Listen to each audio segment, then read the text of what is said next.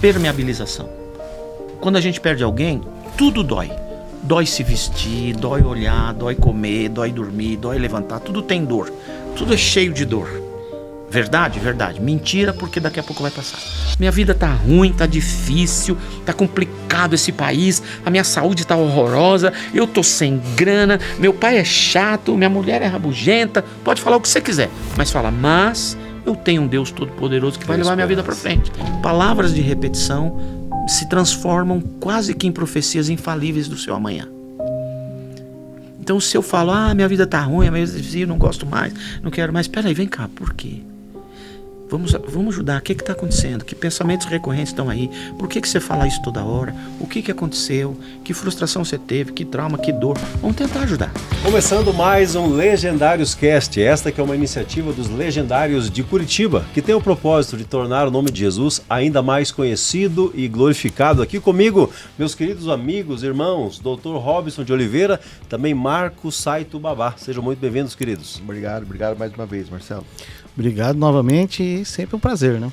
Para mim é uma satisfação enorme e mais uma vez, olha que satisfação, temos aqui o pastor Nivaldo Nassif, além de pastor, e com uma infinidade de formações que eu tive lendo o seu currículo, também o homem é psicanalista. Olha que coisa interessante.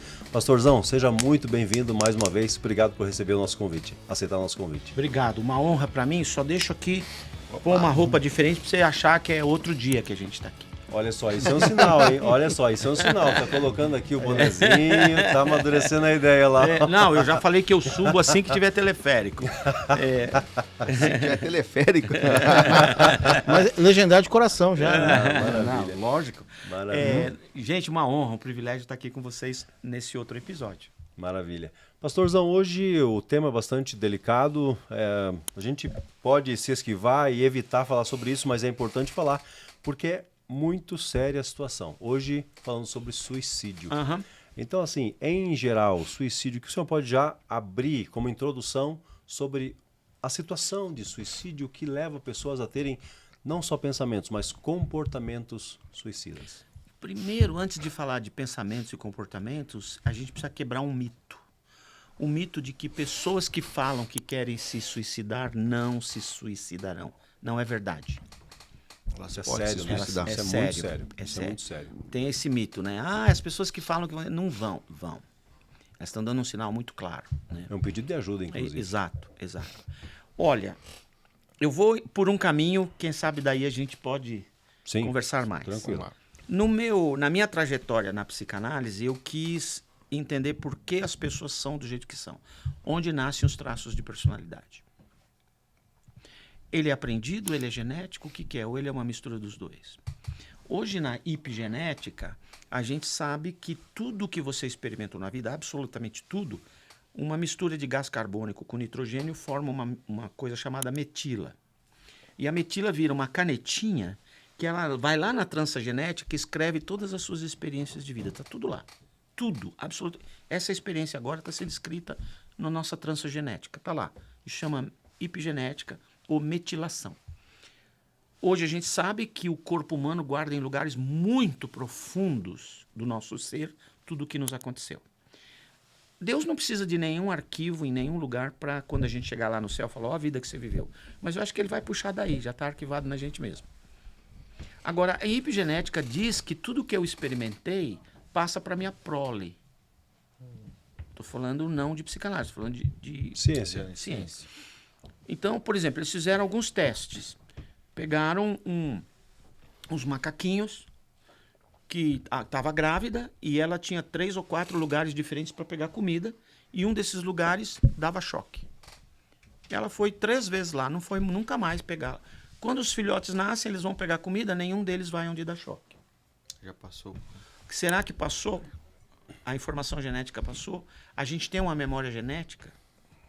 Era uma pergunta para eles. Outra pesquisa que eles fizeram. Pegaram ratinhos brancos, esses de laboratório. O ratinho deu cria, pegaram da ninhada, que foi lá 4 ou 5, tiraram 2, levaram para o laboratório, lavaram, limparam, passaram uns produtinhos lá, vitaminaram, cuidaram bem dos ratinhos, limpinhos, devolveram para a mãe. Os outros já estavam limpinhos quando eles chegaram lá. A mãe limpou com a língua. os filhotinhos que nasceram. Tirou toda aquela coisa da placentinha dela, ela tirou com a língua. Aí fizeram testes de buscar comida nos labirintos. Os que o laboratório cuidou, eles ficaram paradinhos assim na porta do labirinto. E os outros acharam comida. Conclusão do teste. É melhor os pais lamberem mais os filhos. Por quê? Porque esse contato da pele, da boca, no seio, não é só para mamar. Esse contato físico, o beijo, o abraço, esse acolhimento é extremamente importante para o desenvolvimento neurológico. Então, a epigenética foi por aí. Agora, existe uma outra coisa chamada mielina. Mielina. Os neurônios têm aqueles rabicós, né? Aqueles rabicozinhos. Ele tem uma estrela aqui toda mal feita, tem os rabicós estranhos, né? E do lado de cá tem outro. E os hormônios, os neurônios conversam de duas maneiras. Hormônios neurotransmissores, um neurônio vomita hormônio e o outro chupa. É assim que eles... Neurotransmissores, né? A transmissão via neurônio. E um outro jeito é por eletricidade, as sinapses. Mais ou menos, eu não sou médico e nem neurologista, mas mais ou menos, a luz que entra pelo olho mesmo de uma pessoa cega, vem aqui atrás e é transformada em energia elétrica e o cérebro usa essa eletricidade. Quando o seu patrimônio neural percebe que você está sofrendo, parte da função do seu cérebro é manter você vivo. O cérebro nasce pronto para isso. Outras coisas ele precisa ser treinado, né? As células, os neurônios são treináveis. Por exemplo, eu tomo café amargo. Eu falo, como você pode? Eu fui tomando. Hoje me dá prazer. É treinável. Primeira semana é terrível. Que braço você põe primeiro quando veste uma blusa? Que perna você põe primeiro quando veste uma calça? Não sei. Alguém fez, repetiu, o cérebro entendeu que essa repetição era um comando, vira automático inconsciente, você nem pensa. Quando vai aprender a dirigir, pé na embreagem, abaixa o freio de mão, acelera, tira o pé, é uma confusão, vai mudar a marcha, não pode olhar para o câmbio. Eu não vou aprender nunca. Mas de repente você entra no carro, é a extensão do seu corpo, você nem vê o que você faz. Porque você treinou, o cérebro fez clack. Certas coisas ele é treinável. Algumas coisas ele nasce pronto. Para cuidar de você, manter você vivo, ele nasce pronto. Eu não sei como que o patrimônio neural do Adão ia descobrir a idade adulta de uma pessoa que não morre e estabilizar o envelhecimento neural e ele ficar para aquela idade o resto da eternidade. Eu não sei como seria. Se a idade adulta de Adão seria 1 bilhão de anos ou só 35 igual ao nosso. O melhor da nossa força física é 35, 45. Então... Mas hoje o cérebro, por causa do pecado de Adão, não consegue mais impedir o envelhecimento celular. Mas ele ainda está trabalhando. Você corta a mão sozinho, dependendo da profundidade do corte, de noite ele trabalha. O sono, quanto melhor eu durmo, mais rápido eu vou ser curado. De coisas físicas ou emocionais. Aí ele fecha isso aqui. Isso foi obra dele. Você vai malhar só com os braços. Dói pra caramba. Tem dor, mas você volta, o neurônio fala, pô, tem dor de repetição, temos que trabalhar, as sinapses começam a conversar. E vai lá e tira a dor. Não é verdade que depois de algumas semanas não dói mais? O seu personal fala, o seu corpo acostumou. Não, meu patrimônio neural foi lá e tirou a dor. Mas ele não faz só isso. Ele tira a dor e dá um recurso de compensação. Agora eu tenho força no lugar da dor. Então quando eu vejo um cara com um pãozinho francês debaixo da pele, ali tem uma história para mim. Que história? Teve dor de repetição, teve resistência, persistência, agora não dói mais e tem força. Então aquele sinal neurológico pelo lado de fora do corpo conta uma história para mim. Ok até aqui? Ok. Essa conversa chama mielina. E quanto mais rápido, são sinapses, quanto mais rápido precisa a informação de lá para cá, maior a carga elétrica. Então, para não queimar o neurônio daqui, ele cria capinhas de mielina. Várias razões pelas que eu vou dizer uma. Essa capinha de mielina impede que a eletricidade lá queime aqui, é um isolante elétrico e um acelerador da mensagem. Tá? Então, cada vez que houve isso, a mielinização aconteceu como parte do processo de oferecer cura e dar um recurso de compensação. Muito bem. Por que eu estou falando isso? Porque na minha pesquisa eu descobri, ou aprendi, ou li, que nós passamos por 5 experimentações dolorosas na vida. Todos nós já passamos, que nascemos, e quem vai nascer vai passar. E é culpa de Adão e Eva. Quando eu estou dando essa palestra, eu falo, olha, a culpa é de Adão e Eva para quem crê na criação. Se você crê na evolução, você culpa aquela chimpanzé que deu luz à tua família. Eu não vou brigar com você por isso. Né? Só não me inclua nessa. Então, na gestação houve uma dor, do nascimento aos 2 anos e meio, amamentação, outra dor. Do 1 ano e meio, os primeiros passos, primeira palavra, até 2 anos e meio, outra dor. O treinamento para tirar as fraldas, 2 anos e meio para frente, outra dor. E o despertar do aparelho sexual, entre 3 anos e meio e 5, 7. Fala, mas a criança quer sexo? Não, ela não sabe o que é isso. Você deu banho no menino, lavou o RG dele, a mesma coisa que lavar o pé. 3 anos e meio, você lavou, o pipizinho dele fica duro. Ele mexe na pontinha e acha uma graça. O aparelho despertou. Ele não sabe o que é aquilo, mas é divertido. Tem uma sensação. A menininha, você lavou o pé dela, lavou o RGzinho dela, ela fez assim. Ela não sabe o que é sexo, mas nasce ali. Nessa época nasce a 5ª dor. Então eu vou falar as dores: rejeição, abandono, manipulação, humilhação e traição. A criança está dando esse nome, ela nem sabe o que é que ela está sentindo. A psicanálise que deu esses nomes. Por que rejeição? Vou chegar no suicídio. A rejeição se dá da seguinte maneira. Não é quando a mãe se vê grávida e não quer o filho. Houve um caso aqui em Curitiba, uma médica aqui da igreja que atendeu, de uma mãe que estava grávida e falou, eu não quero neném. A hora que nascer, não quero nem ver, já entrega para adoção. Isso aconteceu. Uma família importante da cidade adotou. Com 11 anos de idade, o menino apresentou problemas renais que necessitavam de transplante. E se espalha a notícia. A mãe biológica, por alguma razão, descobriu. Foi para o hospital e disse, eu sou a mãe biológica. Fizeram os testes compatíveis. Ela deu o rim. O menino rejeitou. O corpo do menino rejeitou. Havia uma marca da rejeição. Bom, aí, o que eu estou te falando? Esse é um tipo de rejeição. Mas a rejeição da qual todo mundo passa é o seguinte. O neném, quando está na barriga da mãe, a barriga da mãe é ampla para o neném, macia, gostosa e quentinha. E ele está lá assim, com os braços abertos, perna aberta. Ah, chutou, não é que ele empurrou aqui, a parede é macia, empurrou ele para lá. Ele está feliz. Mas quando a mãe tem um pico de estresse qualquer, um carro brecou, ela tomou um susto, o marido brigou, uma criança caiu, qualquer pico de estresse, a irrigação sanguínea vai para a cabeça. Estresse é isso aqui. A ausência de irrigação sanguínea na barriga faz com que a barriga, pelo lado de dentro, fique muito estreito, o neném junto os ombrinhos assim, porque a parede começa a fechar. E fica dura a parede. Pela falta de irrigação sanguínea adequada, ela endurece e esfria. Então o neném que estava assim, a parede começa a vir, ele começa a fazer assim, ele fecha os ombrinhos, segura as mãozinhas e começa a tremer. Lá dentro. Passou o pico de estresse, a irrigação sanguínea voltou, a barriga ficou ampla, macia, gostosa, quentinha. Esse negócio de repetição cria um padrão neural. Cada vez que ele é gelado e apertado, é melhor ficar quietinho. Não se expressa, que passa.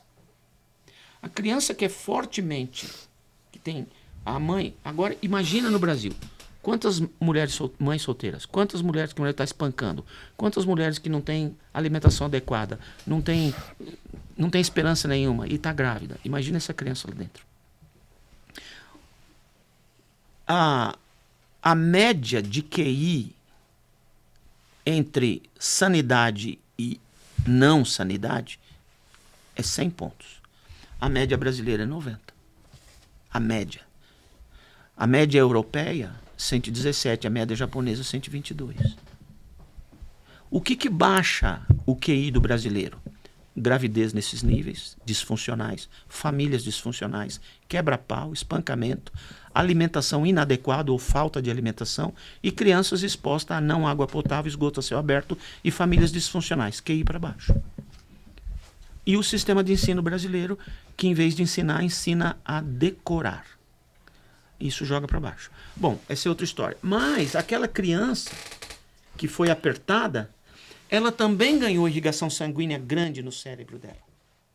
Ela nasce, se não tivesse todos aqueles outros problemas de não alimentação adequada, não água potável, esgoto a céu aberto, família, se não tivesse aquilo, se ela viesse numa família razoavelmente funcional, cada vez que a mãe perdeu irrigação sanguínea da barriga, o patrimônio neural dela falou assim, pô, se ela perder as pernas, vive, se perder as pernas, vive, mas não pode perder a cabeça. Enche a cabeça de sangue.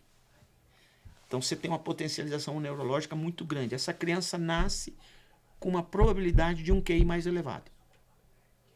Deus não precisa que a gente sofra, mas Ele não perde a oportunidade de nos abençoar. A dor gera um recurso.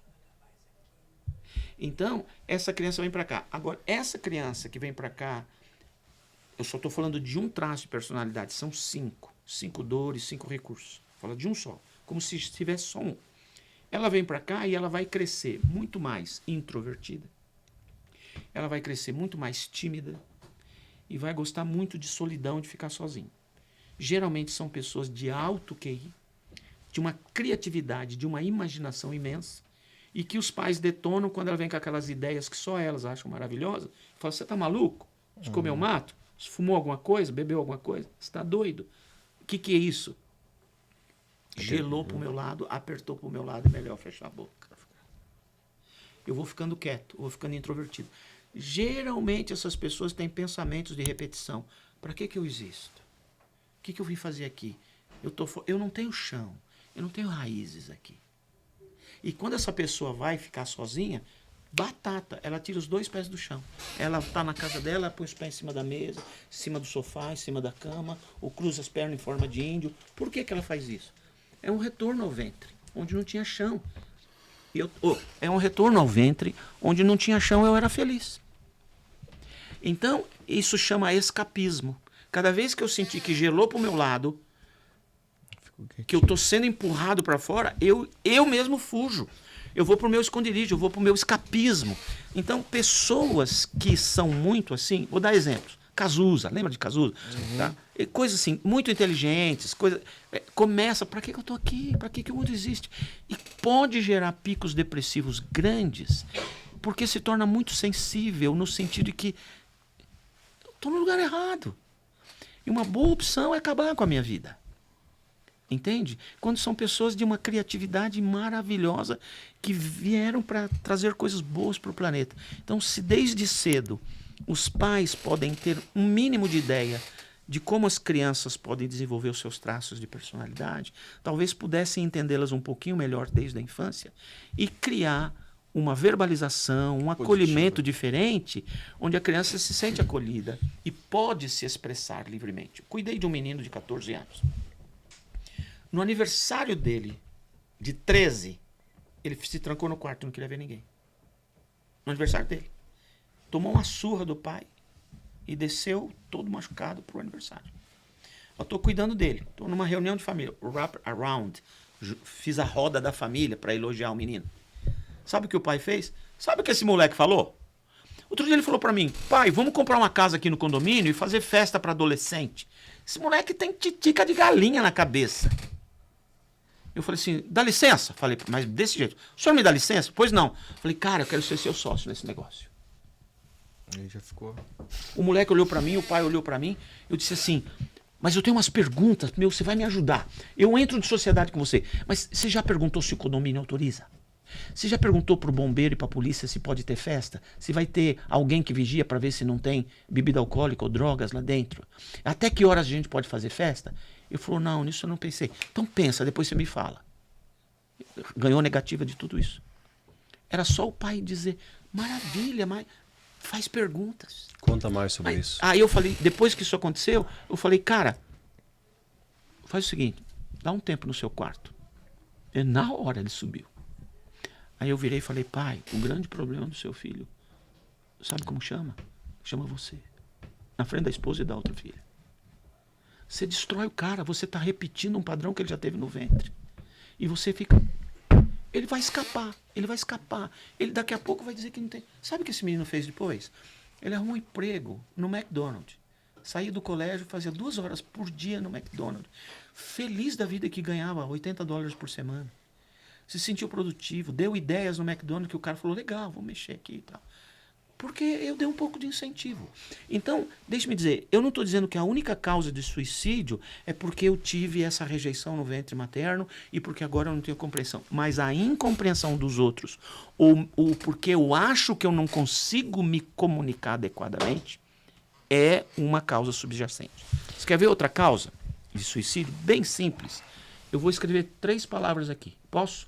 Bora. Ninguém vai ver, mas estou escrevendo rota.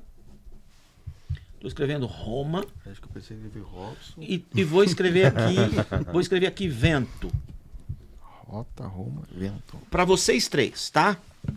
Você vai pegar a palavra rota. Tá. Doutor, Roma. Doutor, vento. Vento. Olha para essas palavras e me fala outra palavra que se forma com as mesmas letras. Fala para mim. Do Rota? Do rota. Ator. Ator. Roma. Amor. Certo. Doutor, vento. Me faz outra palavra. Eu peguei mais difícil, né? Me complica assim, né? Vento. Vai. Eles foram bem rápidos, doutor. Eu tô meio burrinho mesmo. Abre o olho. Abre o olho. Tô tentando, gente. O meu corretor de mouse é cego. Sem pressão. Agora eu consegui. Passar. Agora, deixa eu falar assim. Perdão, doutor, eu fiz de propósito. É impossível achar outra palavra aqui. Mas Que quando bom. quando você tem experiências na infância que se são impossíveis, você corre o risco de achar que tudo para você é impossível. Essa simples coisinha pode estar subjacente a todos os picos de depressão ou vontade de desaparecer que eu possa ter na vida. Porque eu fiz uma coisa que não era realizável, resolvível, não sei se existe essa palavra, né? Factível. Eu não conseguia. E aí todo mundo gera Traumas da infância. traumas de infância. Então, muito do suicídio pode estar relacionado a essa condição que vem para cá. E aí tem mais uma coisa. Cada uma dessas dores emocionais cria um tipo corporal. Biotipo. Né? Não, um corpo mesmo. É a pessoa que anda assim, que tem pra frente. Então, esse Postura, aqui da postura, rejeição, então. tudo. Esse da rejeição é um corpo retangular, esquelético, cabeça retangular. Não tem curva, tem ossinho aqui, aqui muito osso. As pernas meio que enverga para trás quando está de pé. É praticamente pele e osso. Testa alta, têmpora profunda. Olho grande, mas que não olha assim, diferente. Esse é o corpo da rejeição. Mas a gente não é um só. O corpo do abandono é o corpo redondinho, fofinho, cabeça redonda, bochecha, lábio, o lábio de baixo para baixo. Tudo fofinho. O corpo da manipulação é um corpo triangular. Cabeça é triangular, desce assim, fecha triângulo. O ombro é desse tamanho, o quadril desse tamanhinho. É um triângulo invertido. O da humilhação, que é na época do desfraude, cria um corpo quadradão, cabeça quadrada, queixo quadrado. O ombro é desse tamanho, o quadril desse tamanho, bumbum chapado para dentro, perna parece 2 toras. E o corpo da traição é um corpo que a gente chama ampulheta na psicanálise, aquele corpo violão. Cada dor dessa parece que se acomodou melhor num tipo corporal. Só que ninguém é um tipo só. Só tem 5 tipos de corpos no mundo. Você fala, não, é impossível, tem 8 bilhões de seres humanos. Só tem 3 cores primárias. A mistura delas é que forma as outras cores. Nós somos uma mistura desses 5 tipos. Então, quando eu vou fazer mapeamento do biotipo, eu olho para você e vejo quanto de cada tipo corporal você tem. Lembra a história do músculo, que conta uma história? Cada tipo corporal seu identifica quanta dor você teve, quanto medo você tem, quanto comportamento de fuga você tem e quanto recurso você tem e nem sabe que tem e não usa. Rapaz, tô aqui pensando, o pastor falando isso aqui, eu tô pensando, o que ele deve estar pensando de nós, né? Olhando pra mim assim, poxa, esse cara... Ainda mais doutor aqui que tá esse inteiro aqui- do meio aqui, esse vai ver inteiro. Quem assistiu o culto do pastor, né? Que falou que em 12 segundos, eu quando vim no podcast, eu falei, ficar na frente do pastor, 12 segundos já vai me mapear inteiro. Por quê? Eu tive um professor que falava assim pra mim, toda vez que ele dava uma matéria da psiquiatria, cada vez que ele dava cada vez que ele dava uma doença, eu falei, cara, eu tenho isso. Aí não, É comigo esse é negócio. comigo, né? Aí eu falei, professor, é o seguinte, eu tô com dificuldade, eu acho que eu tenho isso. Ele falou assim, se você identificou com vários? Sim, quase todos. Então isso é normal. Se você se identifica com todos, é normal. Se você identifica só com um, aí é um problema. É parecido com o que uma vez eu falei para um cara que era meu mentor nos meus estudos. Eu falei, eu ensino as coisas que Tudo certo. ainda falta muito, que eu não devia estar ensinando, eu me sinto uma fraude. Ele falou, isso chama síndrome da fraude, Do impostor. síndrome do impostor. Eu falei, então eu sou um impostor. Ele falou, não, todo mundo que tem a síndrome não é. Achei interessante. Que legal. Então, o suicídio, basicamente, Eu acho que ali é um começo. até Agora, aí depois as incompreensões da vida. Eu não consigo me expressar. Eu tenho um nível de sensibilidade à dor muito elevado. Porque qualquer coisinha... A vida é difícil, viver dói. O filho do Rick Warren falava muito isso antes e se suicidou. E teve os melhores médicos do mundo ao lado. Mas ele falou, papai, eu choro muito. Tudo tem dor. Viver é dolorido. Né? E triste. opta por tirar essa dor. uma das coisas que estão fazendo bastante agora, que eu faço plantão no hospital lá assim, é, principalmente parto normal, quando nasce, é pele a pele. Nasceu o neném, já coloca Já no encosta. peito da mãe. Isso. Já coloca no peito da mãe. Encosta. Sem Primeira experiência. Antes de cortar o cordão umbilical, já fiquei em contato pele a pele. Talvez já tira o primeiro trauma, né, de rejeição, Lógico, tudo, é, né? Pele a pele, a mãe ali. a metilação, essa pele. O nenê tá mamando. Não, ele não tá mamando, ele tá se divertindo. É delicioso chupar aquele mamar. Ah, mas a criança tá pensando, não, que sexo, é pele, é delícia. Contato com a mãe. Tem contato, né? Antigamente você falava, daquele primeiro leitinho, colostro. É, colostro. Hoje é mais o contato. Quando a criança nasce, leva 10 meses, talvez 12, para a criança entender que ela é separada da mãe. A psicanálise chamou isso de estágio do espelho. Quando a criança está lá, ela olhou para trás e viu a mãe. A cara da mãe é dela, o seio da mãe é dela, o braço da mãe é dela, é tudo uma coisa só para ela. Então, quando ela chora, aquele carão não aparece e a comunicação é o choro. Ela... O que ela está sentindo? Ela não sabe o que ela está sentindo. A psicanálise chamou isso abandono. Mas... E a mãe, olha que maravilha. Quando a mãe quer botar o nenê para dormir, ela dá banho no nenê, roupinha fofa, põe ele aqui no seio e repete para a criança o que ela tinha dentro do ventre. O que ela tinha dentro do ventre? Balanço e barulho de água corrente, dos rins da mãe. Aí ela faz o quê? Shhh, shhh. Quem ensinou isso para a mãe? Um casal nos Estados Unidos e americanos, há uns anos atrás, uns 15 anos, eles foram adotar 2 crianças na Rússia. Chegaram em Moscou, depois de todos os trâmites internacionais, foram no orfanato, um prédio enorme. Andando por dentro do prédio, ele perguntou para o funcionário, escuta, tem neném aqui? O funcionário disse, tá cheio. Ele falou, não é possível, eu não escuto um neném chorar. Ele falou, aqui os nenéns não choram. Aí ele falou, como que aqui não chora? Na Rússia não chora? O que é isso? Por que neném não chora aqui? Ele falou, não, aqui os nenéns não choram. Não, você vai ter que me explicar, por que os nenéns não choram? Ele disse, porque eles já entenderam que ninguém virá por eles. Porque o nenê tem 3 tipos de choro. O choro de chamar, o choro de raiva, aquele...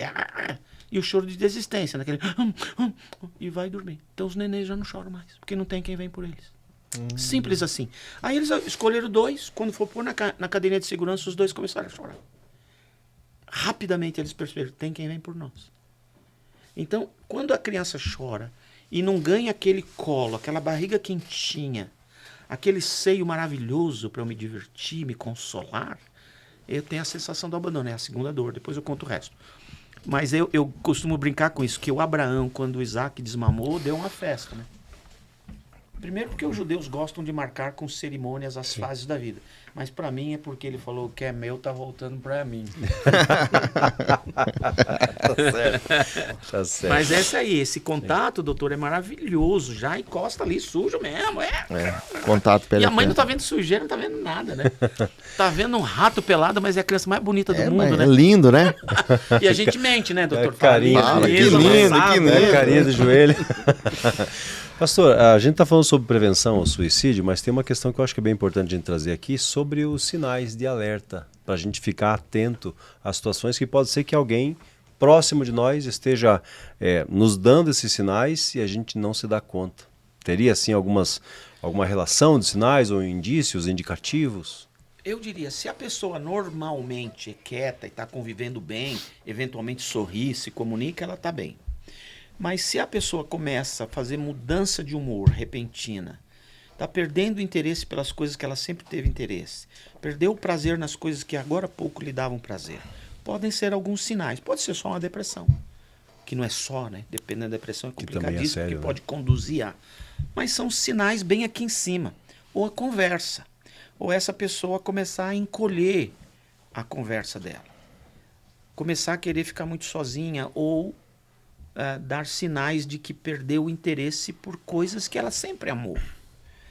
Então, os pais, ou a comunidade terapêutica, ou a corporação, poderiam estar cientes desses primeirinhos sinais e conduzir a pessoa a um profissional para uma conversa. É tão importante isso que no Brasil, né, principalmente a gente de Curitiba, setembro amarelo, né? Setembro amarelo. É o mês do suicídio, né? Combate ao suicídio. Mas se a pessoa tem aqueles sinais, uma coisa que o pastor falou assim no começo, se a pessoa diz que vai, eu vou matar, diz que não vai, não vai, chama alguém, acolhe e leva. Vamos tentar ajudar. Agora, eu sei que existem casos em que a pessoa foge da ajuda. A gente faz o que pode. Eu diria assim, eu sou responsável por alguém até onde a pessoa aceita a minha ajuda. Lógico, não quer ajuda, então que morra, não é isso. Mas uma vez eu cheguei como pastor, eu cheguei em casa e disse, eu faço tanto por as pessoas, mas eles não sei, parece que não querem mudança. Eu não sei mais o que eu faço. E minha filha é chefe do departamento de neurologia infantil, chefe não, gerente do departamento de neurologia infantil do hospital. Ela não é neurologista, ela é enfermeira, mas fez administração hospitalar lá e tal. E um dia ela falou assim para mim, papai, eu me preocupo, porque aquele nível de enfermeira que ela faz, dá remedinho, faz atendimentos, alguns, né? E ela falou, papai, eu me preocupo com os pacientes na medida em que eles se preocupam com eles mesmos. Foi um pouco de alívio para mim, porque eu sempre me sentia o culpado da história e a pessoa não quis a mudança. Agora, mais na área da saúde mental, quando eu tento ajudar pessoas e elas fogem, eu tenho que orar, né? Não quer dizer que eu desista da pessoa, mas quando a pessoa dá um mínimo de eu quero ajuda, a gente vai tentar ajudar. Olha, eu podia falar para você que aproximadamente 18 a 20% das pessoas que eu atendo, sem cobrar nada, para só falar o que eu posso fazer por elas, topa, nunca mais aparece. Nunca mais aparece. Elas não têm vontade ou decidem, sei lá. A gente precisa entender uma coisa que chama psicoadaptação, que ela é boa e é ruim. Psicoadaptação, você está vivendo numa condição paupérrima, mas você se adapta e vence. Ela é ruim porque depois você não sai mais de lá, né? É o velho ditado, tira da favela, mas não tirou a favela. Tira da pobreza, mas não tirou a pobreza. Tira da escravidão, mas não tirou a escravidão de dentro, né? Algumas pessoas psicoadaptam e parece que elas querem continuar assim. E é uma espécie de círculo vicioso, porque pensamentos de repetição me parece que são sinalizações muito claras de para onde você está levando a tua vida. Agora, eu não ouço pensamentos, mas palavras são sintomas de pensamentos. Palavras de repetição se transformam quase que em profecias infalíveis do seu amanhã. Então, se eu falo, minha vida está ruim, minha vida é difícil, não gosto mais, não quero mais, espera aí, vem cá, por quê? Vamos ajudar. O que está acontecendo? Que pensamentos recorrentes estão aí? Por que você fala isso toda hora? O que aconteceu? Que frustração você teve? Que trauma? Que dor? Vamos tentar ajudar. Se a pessoa se abre, a gente consegue encontrar caminhos. E quando Provérbios falava o que sai da boca do homem, disso ele saciará o seu estômago, não fazia sentido para mim. Se eu tô mal do estômago, se eu vomitar, eu vou sarar. Por que saiu e ainda me faz mal? Até que a neurociência chegou e falou que palavras de repetição programam o meu cérebro para disparar hormônios neurotransmissores na área daquilo que eu peço. Se eu falar, a vida tá uma porcaria, tá mal, tá triste, adrenalina, cortisol, noradrenalina. Vamos pegar no tranco. Exercícios, né? Aí você vai pegar no tranco. Só que isso aí vicia. E quando você vicia, aí ele acrescenta um outro hormônio, dopamina, que é um hormônio de satisfação. Você começa a gostar daquela nhaca. É uma loucura isso. Então, se eu começo a mudar as palavras que são sintomas de pensamentos, eu também mudo pensamentos pelas palavras. Uma das terapias que eu faço com os meus pacientes é use o mas. O mas é a palavra mais poderosa do mundo. Qualquer coisa que você fala depois do mas, destrói, anula e desfaz o que você falou antes do mas. Conjunção adversativa, né? Você pega os meninos que foram visitar a Terra Prometida. Eles voltaram com um cacho de uva maravilhoso, com romãs maravilhosos. Aqui é a Terra Prometida. Mas ali eles disseram, mas está cheio de muralha, cheio de gente, cheio de gigante. O que acontece depois desse relatório? A Bíblia diz que eles gritaram a noite inteira e de manhã eles disseram para Moisés: não queremos mais você como líder. Se fosse para morrer na mão de gigante, a gente prefere morrer no deserto. O que aconteceu? Todo mundo morreu no deserto. Só entrou na Terra Prometida quem nasceu no deserto. Mas quem entrou, só 2. Por quê? Por causa do relatório. O relatório devia ser o contrário. Está cheio de muralha, tem gigante, a terra é dura pra caramba. Mas olha o fruto, olha isso, olha aquilo. Entende? Legal. Então eu costumo dizer para a pessoa: mas a vida tá ruim. Ok, minha vida tá ruim, tá difícil, tá complicado esse país, a minha saúde tá horrorosa, eu tô sem grana, meu pai é chato, minha mulher é rabugenta. Pode falar o que você quiser, mas fala: mas eu tenho um Deus todo-poderoso que vai levar minha vida para frente. Eu tenho um Deus que vai mudar minha mulher, que vai mudar meu pai, vai mudar o país. Mas e se eu não acreditar no que eu estou falando? Não se preocupe, o seu cérebro acredita. Se você falar, ele recebe como programação e muda as coisas. Poder, né? Então, coisas assim podem ajudar você a não chegar lá na beira do suicídio. É duro você chegar ali, né? Agora, as pessoas me perguntam: se o crente se suicidar, ele perde a salvação? Porque a Bíblia diz que os assassinos não entrarão no reino dos céus. Para mim, quando o cara que se suicidou, Ele não tá bem com quando Deus. ele fechou o olho, ele abriu no colo de Deus.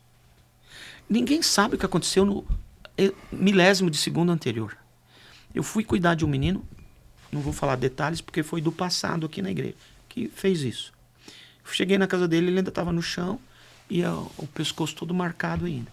Ele amarrou gravatas do pai no pescoço, fez um bolo, um nó, pôs atrás da porta, subiu em cima do bujão de gás que estava atrás da porta e ficou bem esticadinho assim. Quando ele fechou a porta, trancou o nó, ficou lá.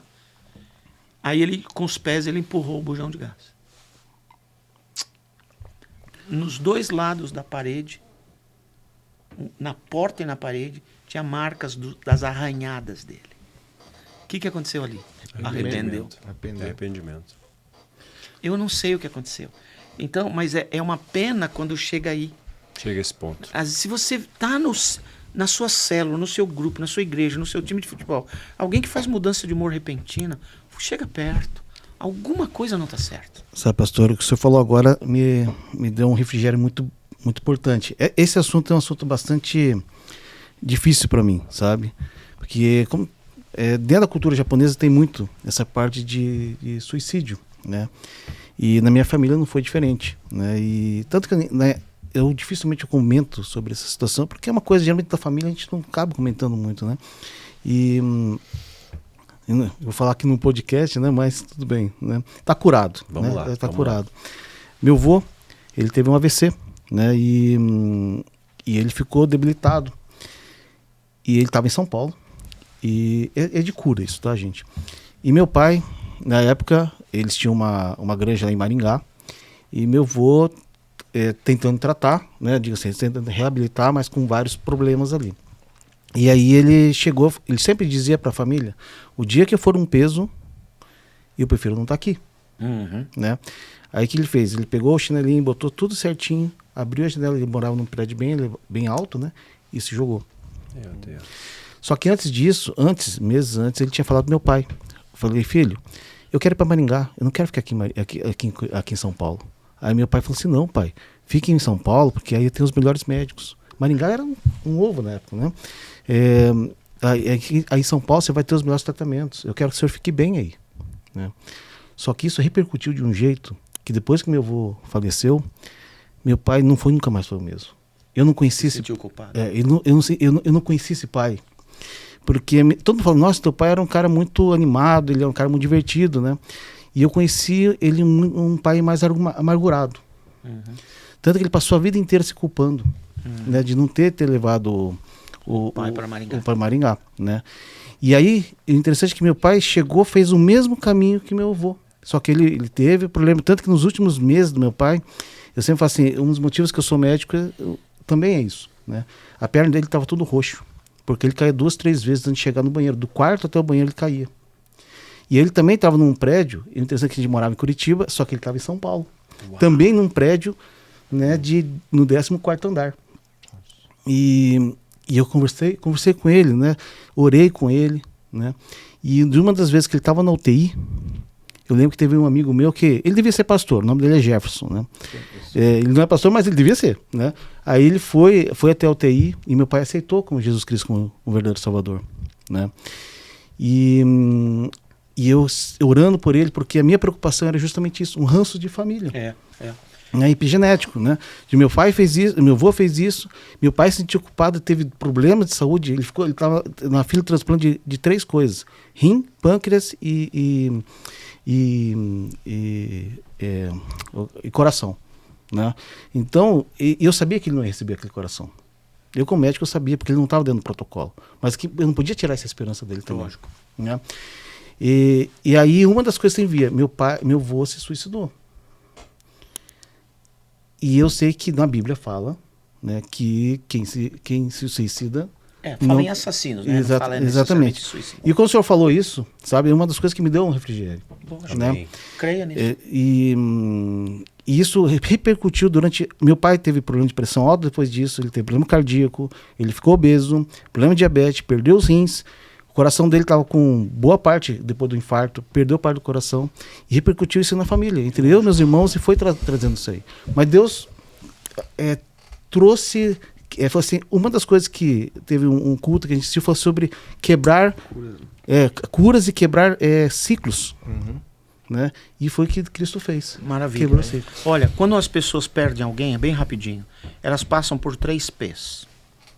Primeiro é personificação. Por que eu não estava lá? Por que eu não fiz aquilo? Eu que sou culpado. E 99% você não é culpado. Seu pai foi um excelente filho, mas foi péssimo Deus. Ele não podia ser Deus. Ele fez o que ele podia e fez na melhor das boas intenções. Entende? Pena que ele não está aqui, mas você saiba disso. Eu creio de todo o meu coração que o seu avô está no Senhor. Deus compreende. Outra coisa, segundo P, é permeabilização. Quando a gente perde alguém, tudo dói. Dói se vestir, dói olhar, dói comer, dói dormir, dói levantar. Tudo tem dor. Tudo é cheio de dor. Verdade? Verdade. Mentira, porque daqui a pouco vai passar. A gente pensa que não vai passar. E o terceiro P chama-se permanência. A gente diz assim, nunca mais serei o mesmo. Não é verdade. Você vai encontrar um plano B de vida. Não quer dizer que para a saudade, que a dor para, mas você encontra sentido novo para viver. Esses 3 P's acontecem. Creia nisso. Seu pai foi um herói. Amém. Gente, o assunto de hoje é bastante delicado, sensível, mas o importante é a gente tratar, a gente não pode simplesmente silenciar. Hoje falando sobre prevenção ao suicídio, tivemos a grata satisfação de receber aqui nosso queridão pastor Nivaldo Nassif. Estávamos também aqui com o Dr. Marcos Babá e com o Dr. Robson de Oliveira. Com Amém. Satisfação estávamos aqui falando sobre tão importante e relevante tema. Aliás, obrigado por compartilhar essa história. Isso é muito importante. Isso é muito especial, muito especial. Quero aproveitar a oportunidade de me dirigir à nossa audiência para dizer o seguinte: pode ser que você seja alguém que se deu conta de que tem algum sinal de pessoas próximas de você, você não sabe o que fazer, não sabe nem como se comportar. Sugestão: aproxime-se. Simplesmente aproxime-se e, quando possível, diga: estou aqui, ao seu lado. Só está junto. Não sabe o que fazer? Chega junto para a fim de acompanhar. Pastorzão, obrigado pela sua presença mais uma vez. Um privilégio, que satisfação. Viu? Obrigado Sempre. mais uma vez. Próxima semana pode contar de novo. Maravilha. Confirmado já a produção? Agenda aí. Gente boa, que satisfação, que alegria. Deus te abençoe e te guarde, hoje e sempre. Em nome de Jesus. Bem.